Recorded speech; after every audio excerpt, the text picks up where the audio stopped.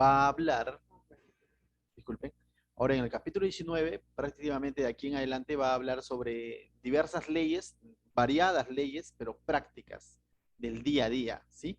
Pero comienza con un versículo muy interesante, en el verso 1 y verso 2 vamos a ver que, cuál es el propósito, por qué él está dando este tipo de leyes, ¿no? Y también vamos a ver que ya el capítulo 18 nos ha dicho, ¿no? Que no se comporten como de pronto vivía Egipto y que no se comporten como viven los cananeos, ¿no? A donde él los llevaba, ¿sí?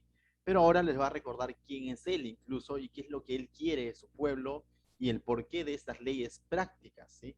Prácticas más allá de rituales y todo lo que ellos tienen que hacer, estas son leyes prácticas del cual va a hablar el capítulo 19. Entonces vamos a leerlo juntos de verso a verso, tal como nos caracteriza, ¿sí? Dice así. Verso 1.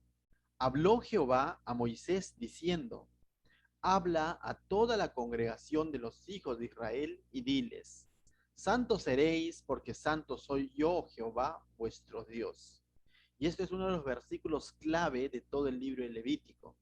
¿Por qué? Dice, santos seréis porque santo soy yo, Jehová, vuestro Dios.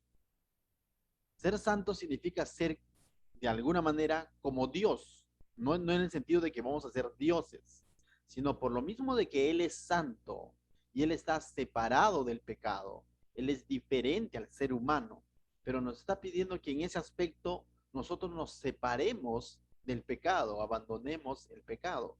Y en primera instancia se lo está pidiendo a su pueblo, ¿no? Al pueblo de Israel que estaba rodeado por un pasado, en el lugar donde ellos habían vivido por 400 años, lleno de idolatría, inmoralidad sexual y muchas otras cosas más, bestialismo y tantas cosas, y al lugar donde iban estaba igual.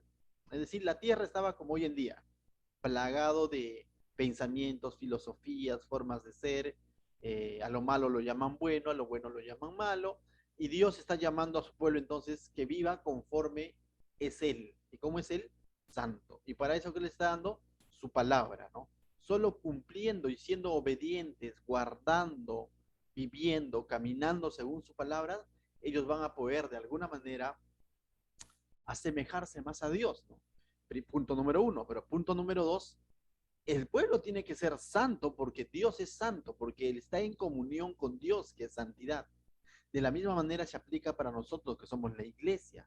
Este mismo llamado que Dios hizo a su pueblo, también lo hace para la iglesia hoy en día. Pedro usa este mismo versículo para decir que seamos santos porque Él es un Dios santo, para decir que somos un real sacerdocio o sacerdocio santo. Entonces, separados, dice, de las tinieblas para anunciar las virtudes de aquel, lo dice Pedro en su carta. Entonces, de la misma manera, en nuestras fuerzas no podemos. ¿Y por qué entonces tenemos que ser santo? Por lo mismo de que ahora tenemos una comunión con Dios y Dios es santo. Por cierto, su Espíritu Santo ha venido a morar en nosotros. Esa es una realidad y debido a esa realidad, la vida del cristiano tiene que ser una vida de santidad. No puede ser una vida llena de pecado, ¿no? De lo contrario, ¿de qué nos ha librado el Señor? Punto número dos, yo debo ser santo porque tengo una comunión con Dios. Punto número dos, porque tengo su palabra. Y cuando me deje lavar, limpiar, y cuando deje guiar mis decisiones, mis pensamientos, conforme a su palabra, cada vez me voy a asemejar más a Él en cuanto a su santidad. No lo voy a igualar definitivamente, pero somos llamados a ser santos. Dios estaba llamando a su pueblo a la santidad y hoy también está llamando a su iglesia a la santidad. Hoy, lamentablemente, la iglesia en general está llegando a un punto del cual el mismo apóstol Pablo ya había dicho, el mismo Judas, no el Iscariotes, no Judas, el hermano de Jesús, que terminó escribiendo la epístola de Judas, él mismo había dicho, ¿no? Que la gracia lo iban a convertir en libertinaje. Y muchos hoy, haciéndose llamar cristianos, viven así. Y nosotros debemos de marcar la diferencia de ese tipo de cristianismo de doble moral, ¿no? Entonces, santidad no tiene nada que ver con vestir quizás en sastre. Después, Santidad no necesariamente tiene que ver con hablar palabras bonitas o sacadas del hebreo, o decir shalom o rapá. Santidad no tiene que ver con brincar en un templo.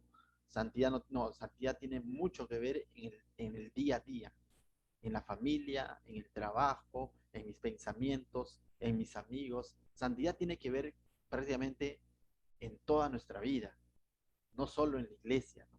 No solo en el templo, ¿no?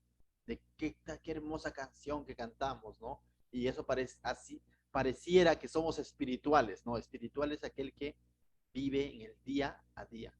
Y es curioso porque él les da este versículo y ahora no les va a decir, ¿no? Sed santos porque yo soy santo, por lo tanto, traigan sus sacrificios y cántenme himnos. No va a decir eso.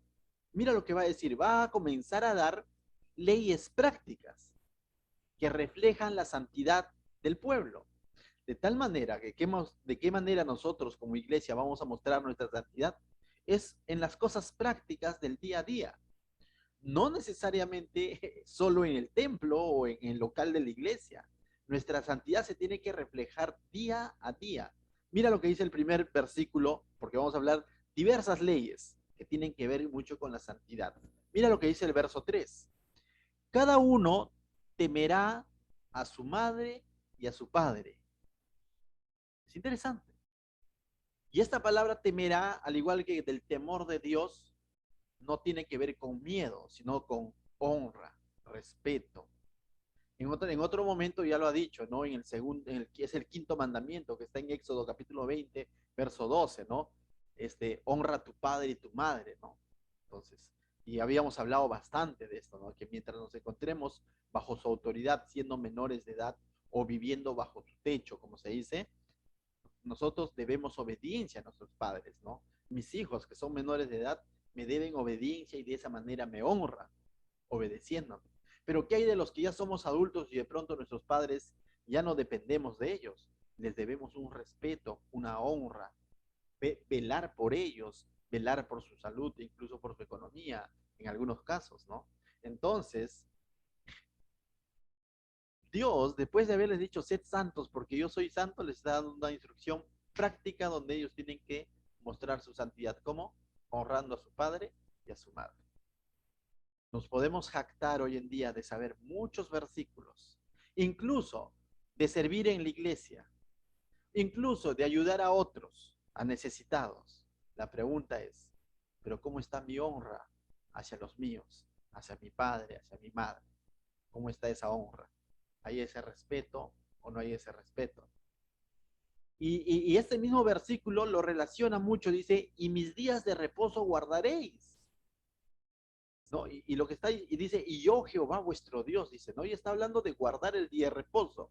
Definitivamente que el día de reposo en el tiempo en el Antiguo Testamento, en el tiempo en el que se está escribiendo Levítico, tenía un propósito, ¿no? El propósito era guardarse para Dios, separar ese día para Dios, consagrar su comunión con Dios, dejar de hacer muchas cosas que de pronto que eran buenas, pero el Señor le decía, consagra este día para mí, ¿no? Como un reconocimiento de descansar en el Señor y de que la confianza debe de estar en Él. Lógicamente tuvo un cumplimiento en el Antiguo Testamento que hacía ver que era esta necesidad de depender y de consagrar y de buscar de Dios en ese día de reposo. Pero lógicamente para nosotros que no somos judíos, es claro el libro de Hebreos donde nos dice que el Señor Jesucristo es nuestro reposo. Mateo 12 dice que Él es el Señor del día de reposo. De tal manera que Jesús cumplió el propósito, el verdadero propósito del día de reposo, ¿no? El verdadero plan del día de reposo lo cumplió el Señor Jesús para nosotros.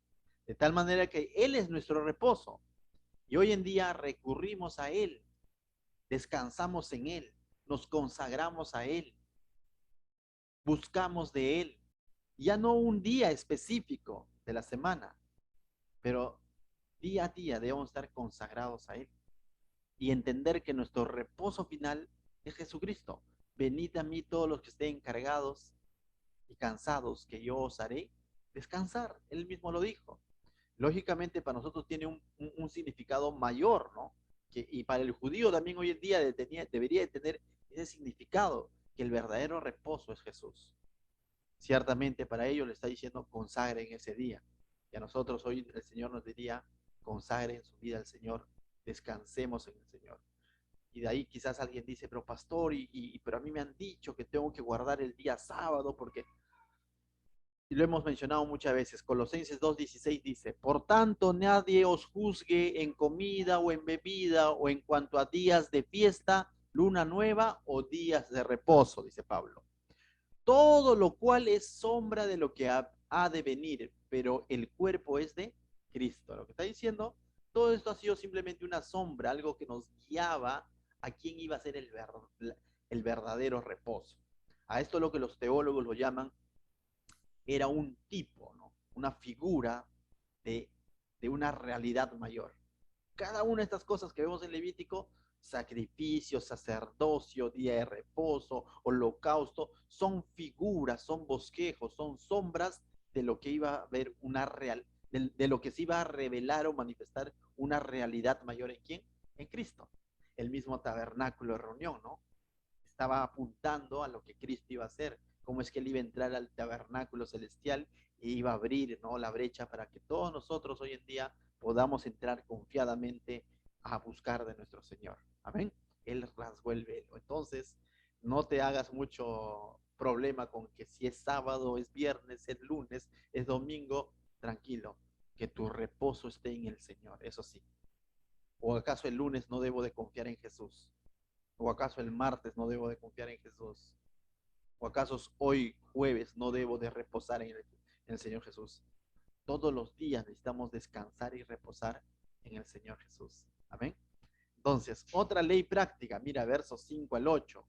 Esto es leyes relativas a las ofrendas que ellos llevaban al tabernáculo, dice. Y cuando ofrecieres sacrificio de ofrenda de paz a Jehová, ofrecedlo de tal manera que seáis aceptos. O sea, yo digo, había una manera de ofrecerlo sin ser aceptos. O sea, esto me habla de que la ofrenda en sí no hacía que sea acepto, sino tenía que ver también mucho la actitud con el que yo llevaba. Uno, lógicamente, de presentar mi ofrenda tal como él lo ha determinado en los primeros capítulos, ¿no?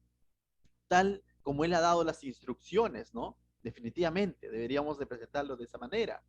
En el verso 5, luego volvemos al 4, ¿ya? Por ahí me están pasando de la voz de que nos hemos salteado al 4. Luego volvemos al 4. Entonces, eh, entonces yo tenía que llevar la ofrenda o el sacrificio tal como él lo había determinado. Pero aún así dice, si lo ofrezco de una manera, no debe ser que no sea acepto. Entonces, ¿cuál sería la manera para que sea acepto? La actitud con el que yo llevo esa ofrenda. No, esa ofrenda no era llevada solo de cumplimiento. El Señor no estaba pidiendo que se le lleven una ofrenda de holocausto o ofrenda de paz de manera forzada a su pueblo, sino dice, cuando ofreciereis, es decir, cuando tú dispongas. No dice, ofrecerás, no es una orden, no, cuando ofreces, hazlo con un corazón genuino. Y el pueblo tenía que llevar esta ofrenda, y esta ofrenda de paz, ¿qué es lo que hacía? Básicamente expresaba este gozo, este disfrute de haber tenido paz con Dios y tener comunión con Dios. Básicamente reflejaba eso la ofrenda. La ofrenda no era para reconciliarse con Dios. La ofrenda de paz no era esa. Para eso había una ofrenda expiatoria que era por mi pecado, ¿no?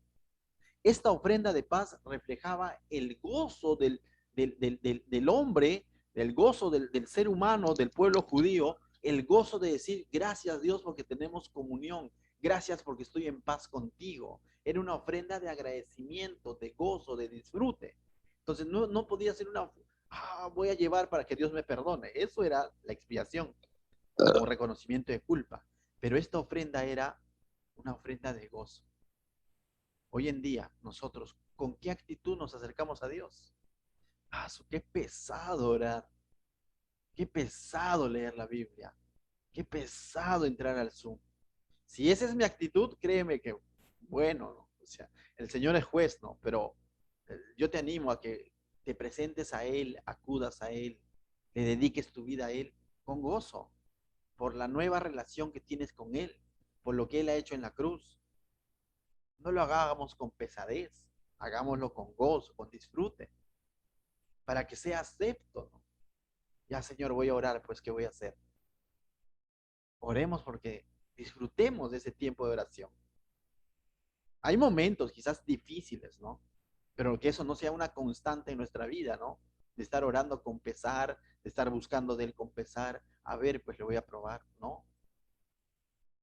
El verso 6 al 8, después vamos a volver al 4, que me había salteado una de las leyes, pero vamos a ir del 6 al 8. Dice, será comida el día que lo ofreciereis. Entonces, ¿qué era una ofrenda? Básicamente, esta ofrenda de paz, una parte podía comerla el que llevaba la ofrenda, ¿no? Una parte en la mesía para el Señor, se lo presentaba, las grosuras para el Señor, pero había una parte que ellos podían comer, ¿se acuerdan? Y este comer prácticamente en este acto de presentar la ofrenda representaba la comunión que tenía Dios con su pueblo, ¿no? Con el que está llevando la ofrenda. Entonces dice, será comida el día que lo ofreces. Y el día siguiente, y lo que quedare para el tercer día será quemado en el fuego. Entonces lo que dice, será comido con prontitud, que deberíamos de, que el poblador tenía que gozar prontamente, tenía que anhelar, tener prontamente, comer de esa ofrenda, y esto era un simbolismo de que estoy en comunión contigo, gracias, ¿no? ¿Te ha pasado si alguna vez quizás has cocinado algo rico, llega tu visita y te dice, no, estoy lleno, mejor guárdamelo? ¿Y qué dices tú? Pero es distinto, ¿no? De que tú llega tu visita y le dices, sírvete. Y te dice, ¿cómo no? No porque te esté pidiendo, sino tú le estás ofreciendo, ¿no? Y te dice, ¿cómo no? Y comen juntos. Y hay coinonía, comunión, ¿no? Y te dice, gracias, estuvo rico, ¿no? Entonces, eso agrada, esa es una comunión, ¿no? Pero si te dice, uy, estoy lleno, mejor llénale un tapercito. Ah, lo vas a hacer, pero como que no es, ¿no? Entonces, dice que debía ser comida prontamente. Mira, verso 7 dice, y si se comiere el tercer día, será abominación, no será acepto. Si el poblador llevaba su ofrenda, presentaba a Dios, lo mecía, y lo que le correspondía a él decía, bueno, pero esto lo como mejor más adelante, y lo guardaba. El Señor no quería tener una comunión rancia con su pueblo, Él quiere tener una comunión fresca. Y si el poblador hacía esto, dice, eso no era de acepto para el Señor, por la actitud con el que está yendo. Verso 8 dice, y el que no dice, y el que lo comiere llevará su delito. Dios lo está viendo así. Aquel que come fuera de tiempo de esta ofrenda es como un menosprecio para el Señor, dice, por cuanto profanó lo santo de Jehová. Y la tal persona será cortada de su pueblo. ¿Qué significa esto? Profanó. Profanó es hacer algo, tratarlo como algo sagrado, tratarlo como común. Eso es profanar. Es decir, como menospreciar lo sagrado que era para Dios esta ofrenda, ¿no? Esta comida. Entonces es como tener en poco. Eso es profanar. Algo sagrado, tratarlo como algo común. Entonces Dios le dice, esto sería delito por cuanto profanó lo santo de Jehová y tal persona será cortada de su pueblo. Entonces no agradaba a Dios. Hoy en día hay cosas realmente, mis hermanos, que, cuando, que el solo hecho de hacerlo para el Señor debe ser algo especial, sagrado para nosotros. Por ejemplo, el cantarle a Dios, el alabarle a Dios. No podemos verle como cualquier canción. No podemos limitarnos a que técnicamente está bien. Tiene que ver mucho con la actitud, la emoción, la pasión con el que lo hago. Otro ejemplo, el leer su Biblia. El leer la Biblia es algo muy especial para Dios. No podemos verlo como que, bueno, pues ya cumplí, ¿no? Me dijeron un capítulo diario. Porque algo que es especial para Dios, lo estoy volviendo común. Lo estoy haciendo con menosprecio o como sin importancia. Por ejemplo, mi vida de oración. Como que cuando de pronto estamos orando y estamos pensando en el recibo de luz y si la tetera ya está sonando y tantas cosas, ¿no? Y prácticamente estamos haciendo un ritual o un rezo, una oración sin sentido. Estoy profanando las cosas especiales que el Señor ha dejado. El congregarme, el ir a la iglesia porque, bueno, alguien me esté hincando en casa diciendo tienes que ir. Y voy porque estoy sentado ahí, ¿no? Así. Disculpe que sea un poco gráfico, ¿no? Pero a veces hemos ido con esa actitud. Algo que es precioso para el Señor, especial para el Señor, lo estoy haciendo por hacer. Eso no es acepto a los ojos de Dios. Eso no es de agrado. O díganme ustedes, o sí, será de agrado. El escuchar algo de parte de Dios, que la Biblia dice esto en cuanto a tu situación, y tú dices, bueno, pues lo dirá, ¿no? Es como aquel hijo, ¿no? Donde papá le dice, no hagas esto por tal cosa, ya pues, ¿no? Esa actitud. O sea, que cuando yo escucho algo de parte de Dios y Dios dice algo, mi actitud debe ser de temor, de respeto, de honra. Y así podemos encontrar muchos ejemplos prácticos donde a lo mejor nos hemos acostumbrado y hemos malinterpretado esta amistad y comunión que tenemos con Dios, con simplemente lo estamos volviendo como algo común. Y nos hemos acostumbrado a ver a Jesús como que, bueno, Él perdona todo. El orar, ¿no? Con palabras huecas y quizás hasta levantando la mano. Pero ¿cómo está tu corazón cuando estás orando? Muchas cosas. Mi ofrenda, incluso podemos, económica al Señor, ¿no? Bueno, pues no. O sea, la Biblia es clara cuando dice conforme cada uno propuso en su corazón. Y a veces, ¿no? No sé si te ha pasado porque, uy, está pasando el alfolí, ¿no? Para la ofrenda. Y ahora, ya al azar, pues, ¿no? Hago como que malabares en mi bolsillo y la moneda más pequeña. Y no lo digo por el monto, sino por lo que debemos haber propuesto en nuestro corazón, ¿no? Entender que es para el Señor. Y no es que de pronto cuadras, estacionaste tu carro y vino el que te pide el parqueo y tú dices, a ver cuánto le doy, va, le doy, ¿no? No debemos llevarle a ese punto, sino de planificar incluso esas cosas, ¿no? Mi servicio a Dios, el simple hecho de estar en la puerta, por ejemplo, recibiendo a las personas, eso es algo especial. No puedo decir, bueno, esto no es tan importante como predicar al frente igual que el pastor. El instalar los equipos, tantas cosas que tengo que hacerlo para el Señor. Y no lo puedo hacer como cualquier otra obra, porque de lo contrario estoy profanando las cosas que son especiales para el Señor y lo estoy haciendo simplemente por hacer.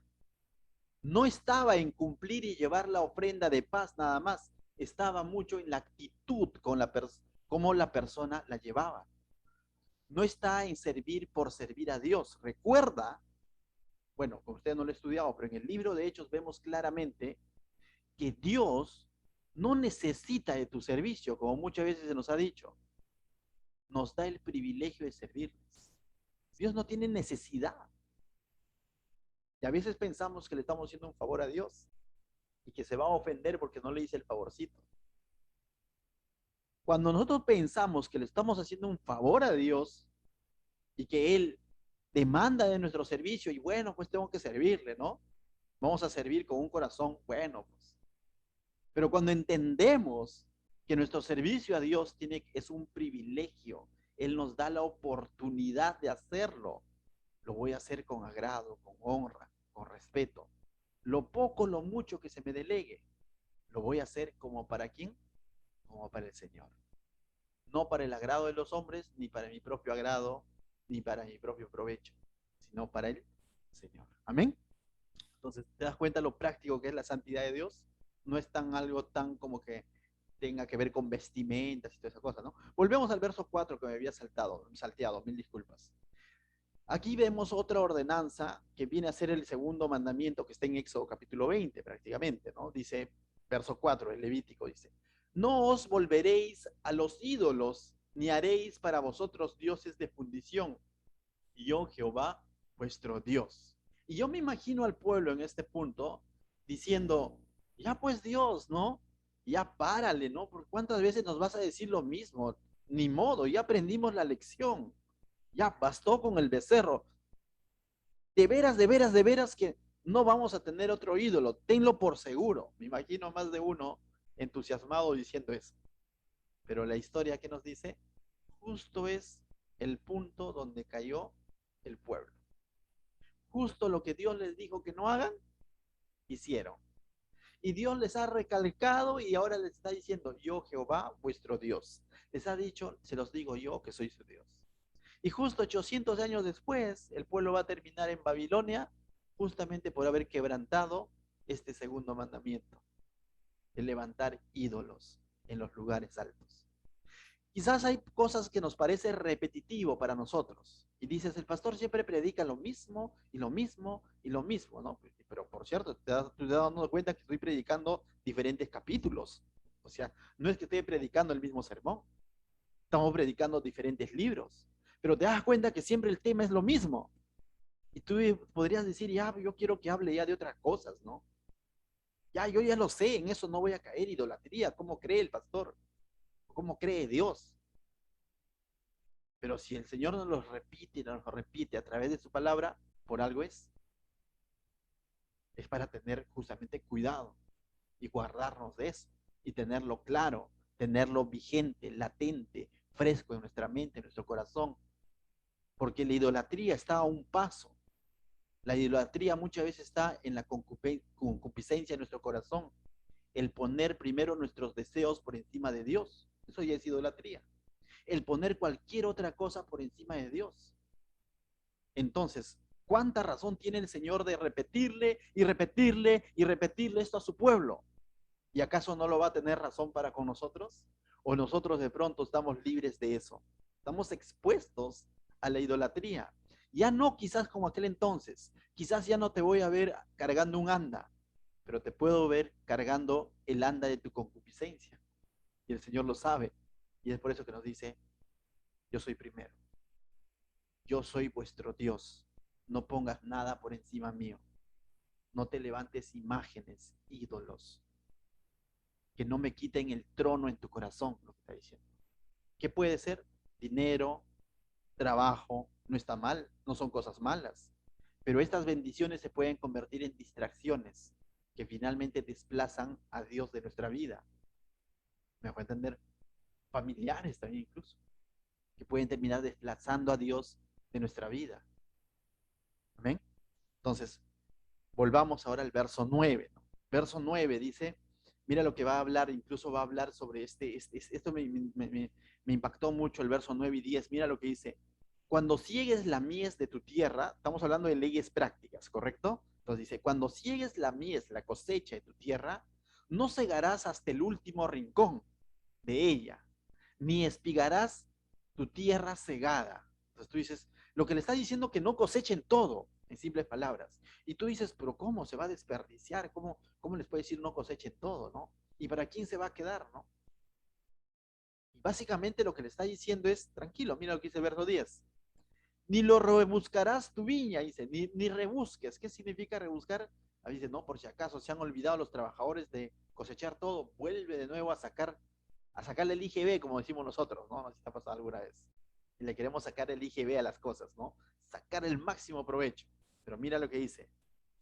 Ni rebuscarás tu viña, ni recogerás el fruto caído de tu viña.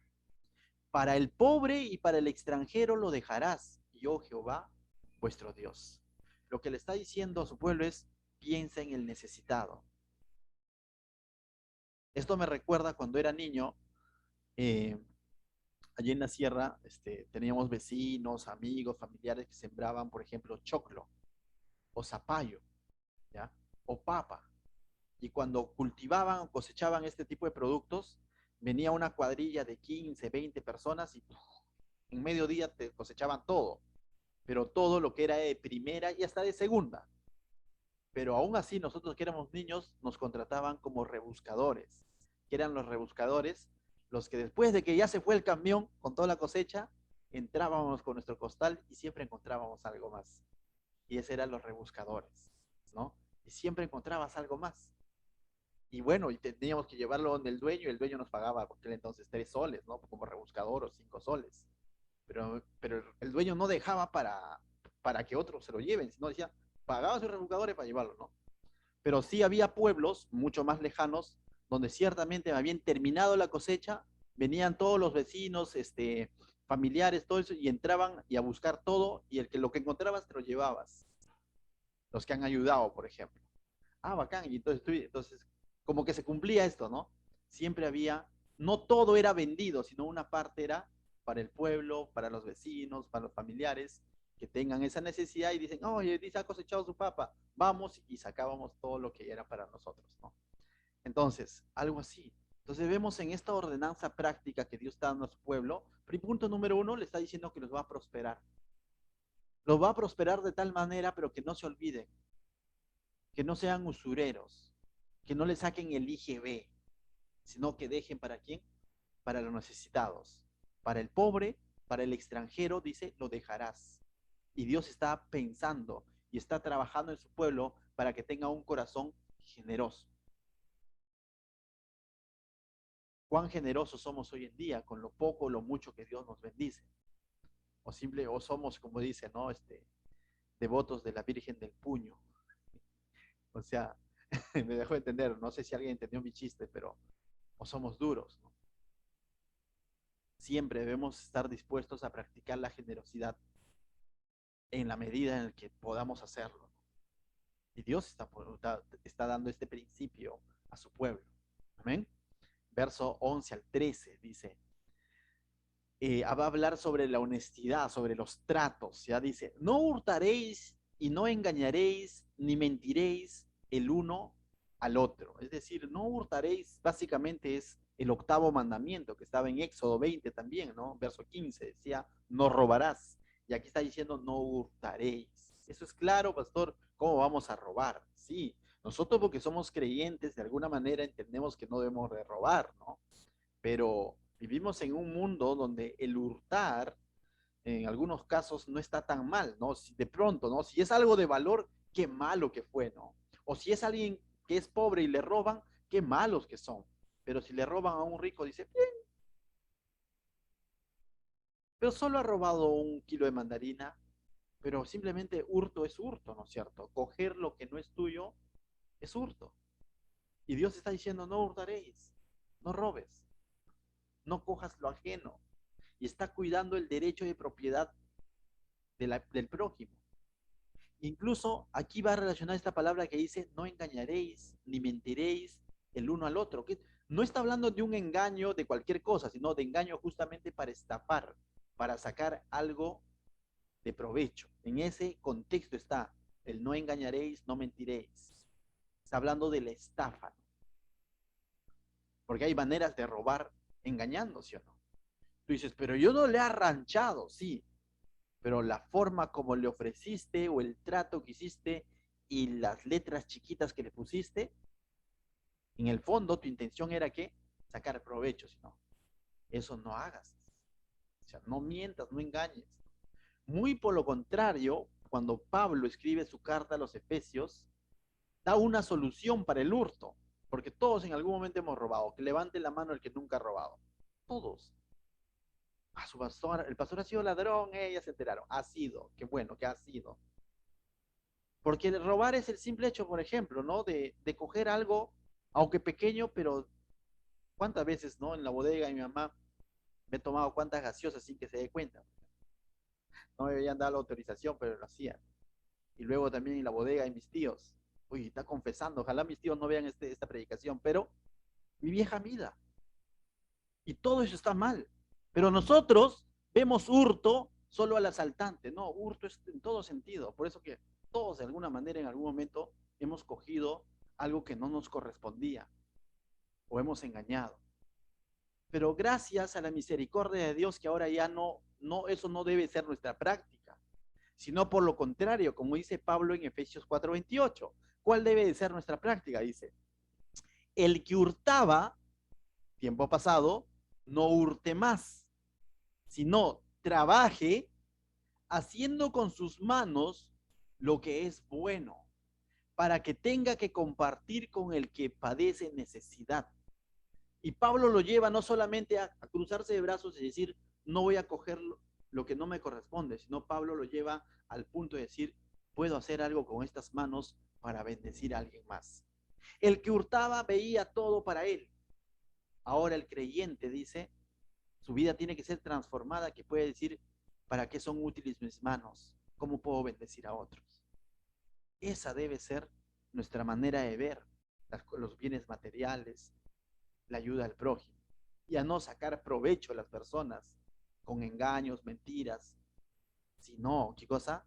Bendecir a alguien más, ¿correcto? Y dice Pablo claramente, trabaje, el trabajo es correcto, ¿no es cierto? Y si puedes bendecir a alguien más, hazlo, sin descuidar a los tuyos, lógicamente.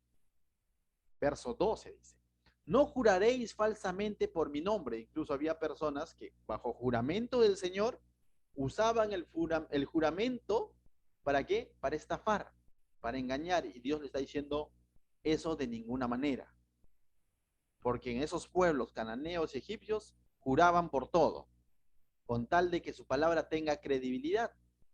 Y Dios le está diciendo, y no juraréis falsamente por mi nombre, profanando así el nombre de tu Dios, yo Jehová. Es decir, profanando nuevamente, volviéndolo común, así como otros juran por sus propios dioses. En ese contexto entendemos, no jurarás en el nombre de Dios en vano. Nuestro sí debe ser sí, nuestro no debe ser no. Y suficiente, ¿no? Pero a veces decimos, por Diosito, ¿no? Y no tanto está lo malo en que digas por Diosito, sino en que justo uses como para avalar algo y al final terminas falsamente, obrando falsamente. Y estás profanando el nombre de Dios porque estás teniendo en poco, estás volviendo común el nombre de Dios. Y este era el tercer mandamiento que también estaba en Éxodo capítulo 20, verso 7. También es un tercer mandamiento. Verso 13 dice, no oprimirás a tu prójimo ni le robarás. Aquí continúa, ¿no? No, dice, retendrás el salario del jornalero en tu casa hasta mañana. Entonces Dios está interesado en realidad en el necesitado, en el prójimo, ¿no? Y lo que está diciendo en el contexto es de que si teniendo que pagar a tu trabajador y tú le dices, no, mejor mañana ven, le está diciendo, ¿por qué no le das ya? Si ese trabajador ha trabajado porque necesita. No sé si alguna vez han trabajado en alguna empresa, pero muchas veces los dueños, mundo, pues, ¿no? Teniendo el dinero, siendo tu horario de salida a la 1 de la tarde, y lo digo porque a mí me ha pasado, te hacían esperar hasta las 5 ahí. Si igual te va a dar el dinero, si igual es tu pago, pero simplemente te hacían esperar. No, mundo, pues. Nosotros no podemos obrar así, ¿no? Si no tenemos que tener prontitud, si teniéndolo, paguemos nuestras cuentas, ¿no? Ahora, es distinto que no lo tengamos, ¿no? O sea, y todos en algún momento podemos pasar necesidad y no tengo, ¿no? Pero si lo tienes, dale, ¿no? Dale cuanto antes. Y no oprimas al prójimo, dice, ¿no? Verso 14 de Levítico 19, que estamos estudiando, verso 14 dice, no maldicirás al sordo y delante del ciego no pondrás tropiezo. Interesante. Sino que tendrás temor de tu Dios, yo Jehová. ¿Y cómo es esto, pastor, de no maldecir al sordo y delante del ciego no poner tropiezo? Básicamente lo que está diciendo su pueblo, no te burles de las personas que tienen estas deficiencias, de las personas que tienen estas limitaciones. Una manera de burlarse de un sordo era maldecirlo, y como no escucha, eso era burla. No sabe lo que le he dicho, ¿no? Y se burlaban del cojo, digo, del sordo. Ponían tropiezo al ciego para que se caiga. Uy, no ha visto, ¿no? Y eso era risa. Vemos hoy en día en nuestra sociedad, personas burlándose de ciertas deficiencias de otras personas. Pregunto, ¿eso podrá hacer hoy en día un cristiano? Definitivamente que no. Incluso debemos, creo yo, ya no porque lo diga la Biblia, sino creo yo, que debemos de cuidarnos de ese tipo de chistes o bromas que denigran a la persona, porque finalmente sería una burla. Y el Señor aquí está dando un principio. Dice, sino que tendrás temor de tu Dios. En otras palabras está diciendo que aunque el sordo no escuche lo que estás ofendiéndole, y aunque el ciego no ve lo que le estás haciendo poniendo tropiezo, Dios lo ve. Y es algo que debemos tener en cuenta. El pueblo tenía que tener en cuenta, nosotros tenemos que tener en cuenta que nuestros labios son para bendecir, no para maldecir. Nuestras manos son para bendecir, no para poner tropiezo a otros. Entonces, estas son leyes prácticas, nuevamente, que está hablando de la santidad. Y te estás dando cuenta que santidad entonces tiene que ver con el día a día, con cómo trato a mi padre, cómo trato el tema de las deudas, con cómo trato a mis trabajadores, con cómo trato a las personas necesitadas, con cómo soy generoso con las personas que tienen necesidad. Tiene mucho que ver con eso.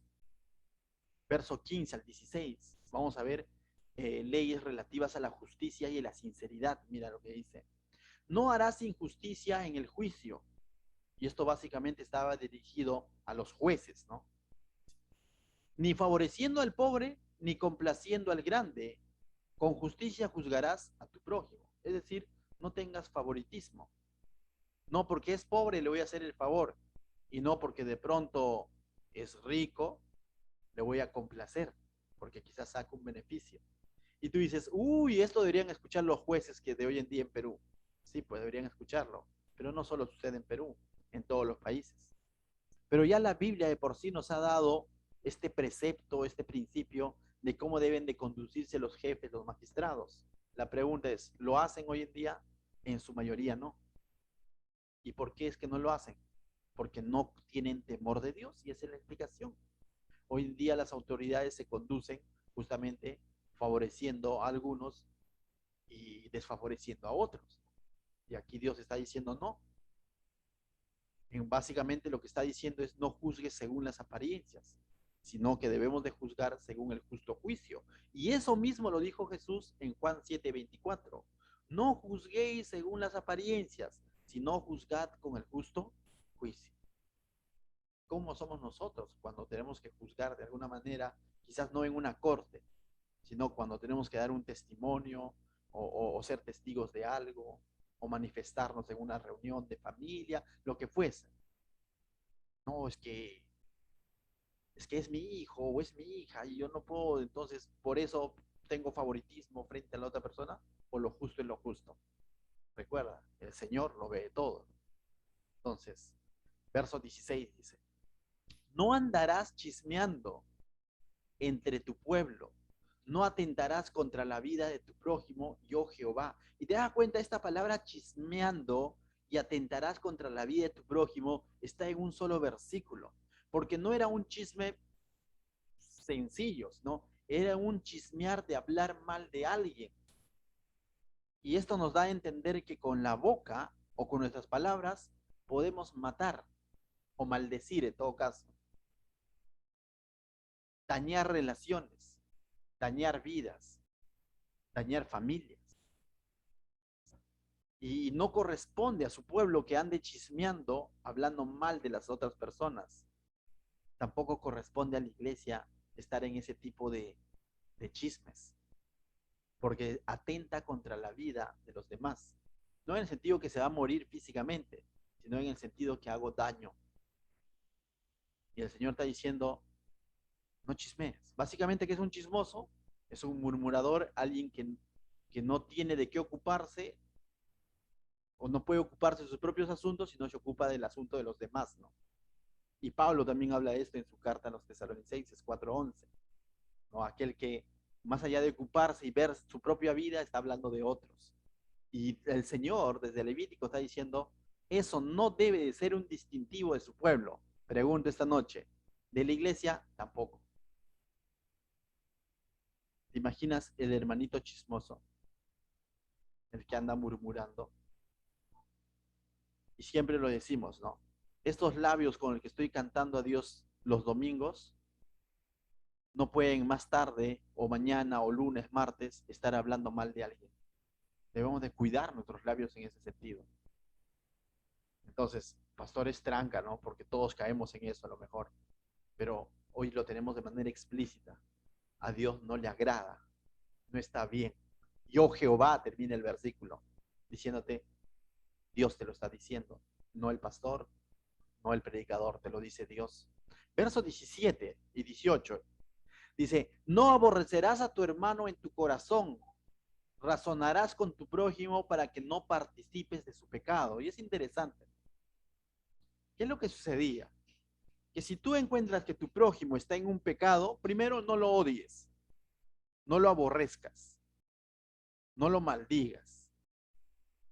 Si de pronto detectas que tu prójimo está en algún pecado, No lo aborrezcas, no lo odies, no lo maldigas a la persona. Su acto definitivamente no podemos tolerarlo.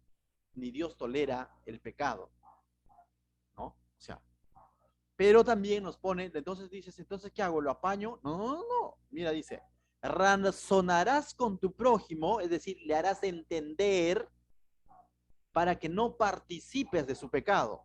O sea, el hecho no está solamente decir yo no me meto y me quedo callado. No lo estoy aborreciendo, pero tampoco lo estoy corrigiendo. No, aguanta. Razona con él. Si está en tus posibilidades, razona con él para que así no participes de su pecado. De lo contrario, te vuelves cómplice. Todos tenemos un prójimo cercano, un amigo, un vecino, un primo, que de pronto detectamos que está andando en malos caminos o en algún pecado. Somos llamados a hablarle, ¿no? No a convencerlo, por cierto, pero mínimamente a hacerlo razonar. No a odiarlo, no nos corresponde, pero mínimamente en lo posible a hablar y hacerlo ver. Y si la persona no ve, simplemente tú has sido limpio de esa culpa. Pero si tú solamente simplemente no haces nada, estás participando de su acto, de su pecado. Y dice otro pasaje, te vuelves cómplice.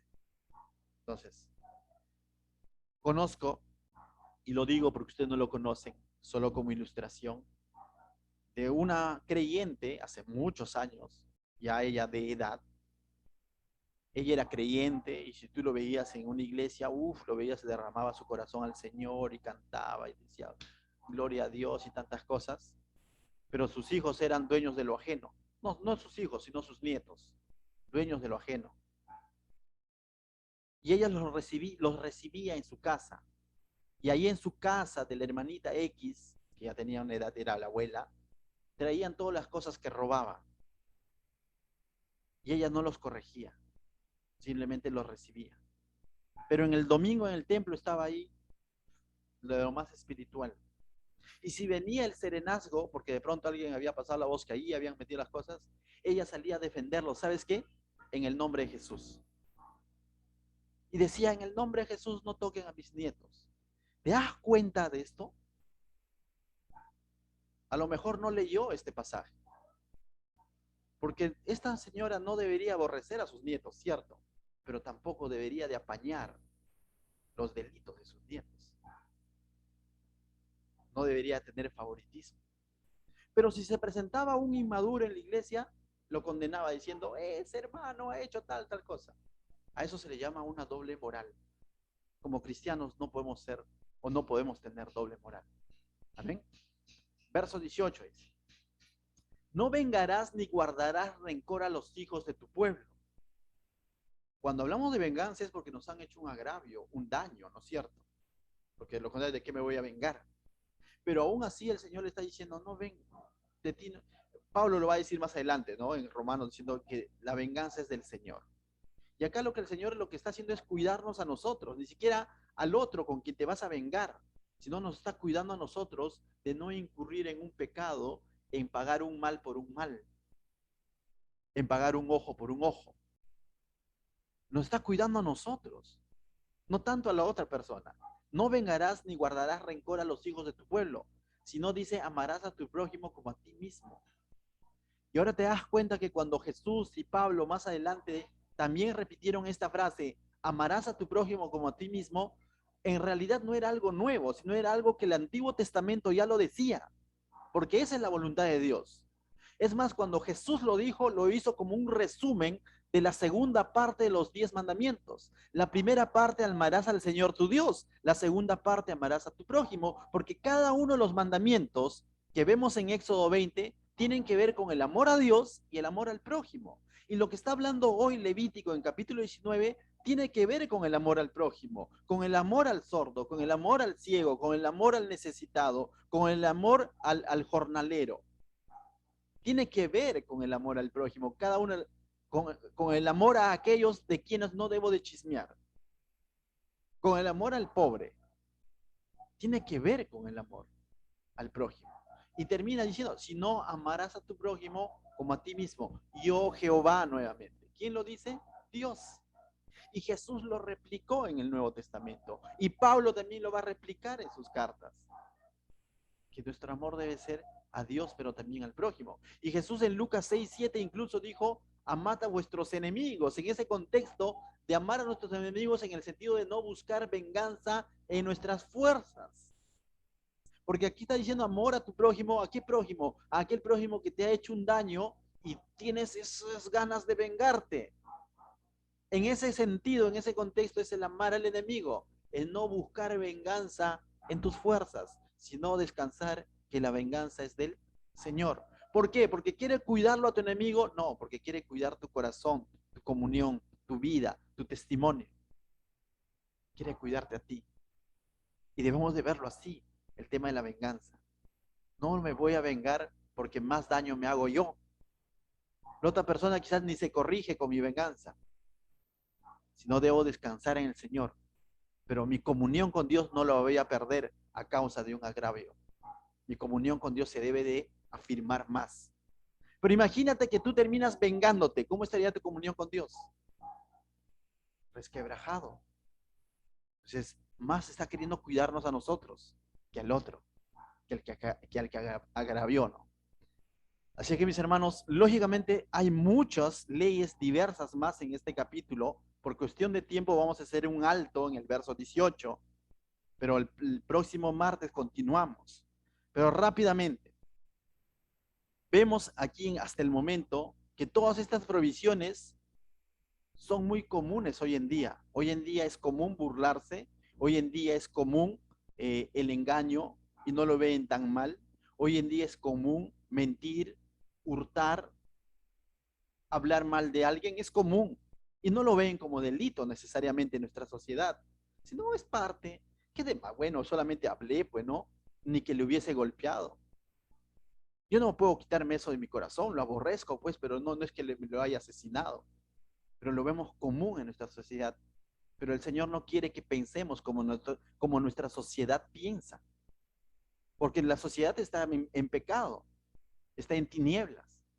A nosotros nos ha llamado a ser luz en medio de esta sociedad.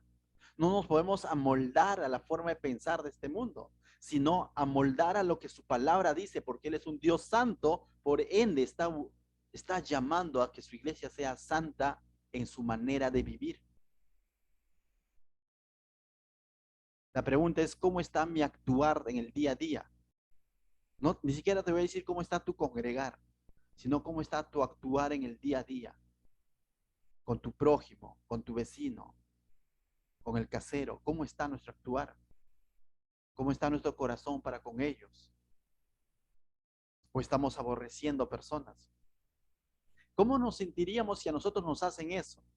Lógicamente ofende, ¿no? Entonces, como cristianos, no debemos hacer burla de los demás.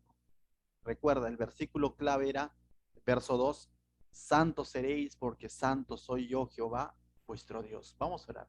Padre, te doy gracias, Señor, esta noche por tu preciosa palabra, Señor, a través del cual tú nos exhortas nuevamente, Señor, y también nos animas, Señor, a continuar viviendo, guardando y atesorando tu palabra, Señor, y atesorando nuestra comunión que tenemos contigo, Señor. En el nombre de Jesús, la gloria, la honra sean para ti, mi Dios. Amén.